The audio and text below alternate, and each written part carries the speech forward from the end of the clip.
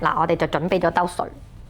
咁咧，我哋就準備做個實驗啦，試下放啲水落去。有水嘅狀況之下咧，我哋可以睇到啲氣咧點樣運作啦。如果呢個係我哋嘅身體，你諗下咯，即係嗰啲氣泡就係佢裡面多餘嘅嘢啦。咁佢咧透過呢個震動咧，係將佢分翻開啦。佢會用咩方法出嚟咧？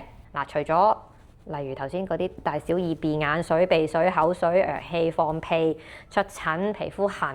仲有咧痛啦、病啦、發燒啦、情緒都可能係啦，係啦，你想喊下都會排咗啲嘢㗎啦，係啦，大叫，係啦 ，good 都係一啲排毒嘅過程嚟嘅喎。咁所以啦，我哋有時有呢啲需要啦，要排走身體，咁我哋會唔會係唔排出嚟咧？